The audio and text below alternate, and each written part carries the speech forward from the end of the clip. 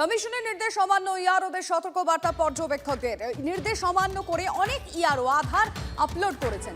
নির্দেশ না মানা ইআরওদের বিরুদ্ধে পদক্ষেপ করবে কমিশন। আরো একবার আপনাদেরকে জানিয়ে রাখবো, এমন যে অভিযোগ আসছে অনেকেই আধার কার্ড আপলোড করেছেন, সেই সমস্ত ইআরওদের সতর্কবার্তা পর্যবেক্ষকদের।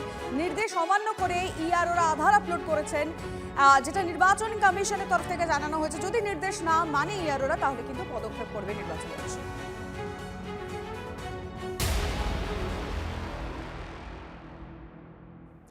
অনিয়মে অভিযুক্ত আধিকারিকদের বিরুদ্ধে নির্দেশ সত্ত্বেও ব্যবস্থা নয় কেন? কমিশনের ফুল বেঞ্চের প্রশ্নের মুখে পড়লেন মুখ্য সচিব নন্দিনী চক্রবর্তী। সূত্র খবর, কমিশনের তরফে মুখ্য সচিবকে বলা হয় যে পদমর্যাদার আধিকারিক চাওয়া হয়, তার সময় পাওয়া যায়নি বলেই এসআইআর প্রক্রিয়া নির্ধারিত সময় শেষ করা সম্ভব হয়নি। আর এর প্রেক্ষিতে রাজ্যের প্রশাসনিক পরিকাঠামোর সীমাবদ্ধতার কথা বলেন মুখ্য সচিব। নির্বাচনী নির্ঘণ্ট ঘোষণার আগে নির্দেশিকা অনুযায়ী অফিসার বদলির বিষয়েও জানতে চায় কমিশন। প্রশাসনিক পরিকাঠামোর প্রস্তুতি কোন পর্যায়ে, তাও মুখ্য সচিবের কাছে জানতে চাওয়া হয় বলে খবর। অন্যদিকে সুপ্রিম কোর্টের নির্দেশের পরে অফিসারদের নিরাপত্তা নিয়ে উদ্বেগ কমিশনের। ভাঙড় এক ভিডিও অফিসে মাইক্রো অবজারভারদের শাসানি, হুমকি পঞ্চায়েত সমিতির পূর্ত কর্মাধ্যক্ষ শাহজাহান মোল্লার বিরুদ্ধে। শাসক নেতার বিরুদ্ধে অভিযোগ পেয়ে ভিডিও অফিস থেকেই মাইক্রো অবজারভারদের সরিয়ে নিল নির্বাচন কমিশন। কি করে ইআরওরা মাইক্রো অবজারভারদের ডেকে পাঠান? গ্যারেশ কুমারের প্রশ্নের মুখে পড়েন দক্ষিণ 24 পরগনার টিম। আমার বিরুদ্ধে ভিত্তিহীন অভিযোগ, গতকাল এমনটাই দাবি করেছিলেন ভাঙড় 1 নম্বর তৃণমূলের ব্লক সভাপতি শাহজাহান মোল্লা।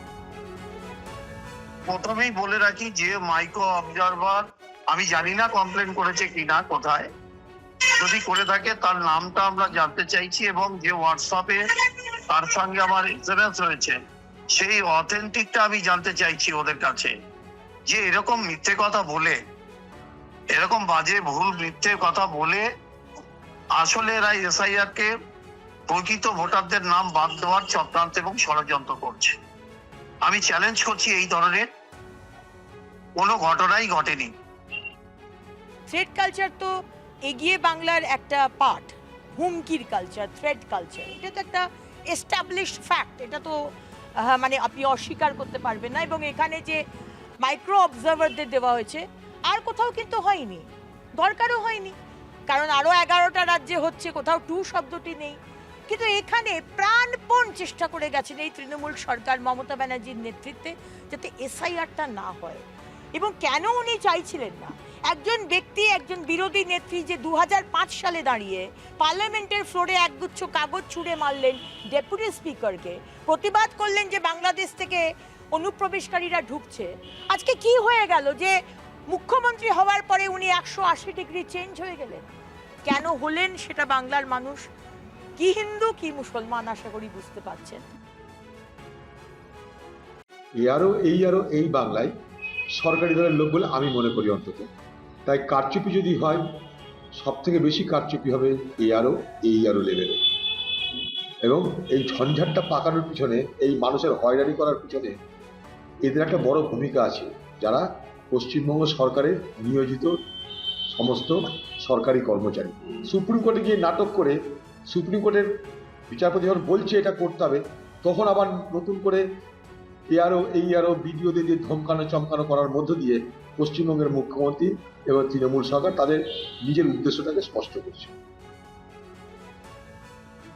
মাইক্রো অবজারভারদের তো এখন কোনো রোল থাকার কথাই নয়। সুপ্রিম কোর্টের নির্দেশ অনুযায়ী সমস্ত সিদ্ধান্ত ইআরওরা নেবেন এবং তারা হেল্পার হিসেবে কাজ করবেন। তারা এখনো যাচ্ছেন কেন গ্রামে গ্রামে গিয়ে মানুষকে উত্তক্ত করছেন কেন? সেই যেই উত্তক্ত করার ফলেই তো সুপ্রিম কোর্টের দ্বারস্থ হয়েছিলাম আমরা।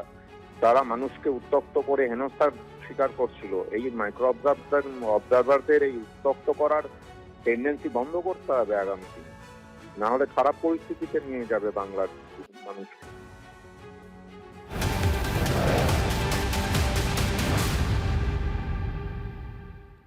বাংলায় ভোট প্রস্তুতি সরেজমিনে এবার বিশেষ পর্যবেক্ষক নিয়োগ কমিশনের। অবসরপ্রাপ্ত আইপিএস এনকে মিশ্রাকে নিয়োগ করল কমিশন। এসআইআর এর চূড়ান্ত তালিকার পাশাপাশি কত দফায় ভোট, নির্বাচন সদনে প্রতি মুহূর্তের আপডেট দেবেন এই স্পেশাল অবজারভার। গত লোকসভা ভোটে মহারাষ্ট্রে স্পেশাল পুলিশ অবজারভার হিসেবে দায়িত্ব সামলেছেন এনকে মিশ্রা। সিকিমে ইন্টেলিজেন্স ব্যুরোর স্পেশাল ডিরেক্টর ও পরে ডিজিপির দায়িত্ব সামলেছেন তিনি। কত দফায় ভোট ঠিক হবে রাজ্যের দেওয়া পরিকাঠামোগত তথ্যের নিরিখে। পর্যাপ্ত পুলিশ পরিকাঠামো থাকলে তবেই কমতে পারে দফা, খবর কমিশন সূত্রে।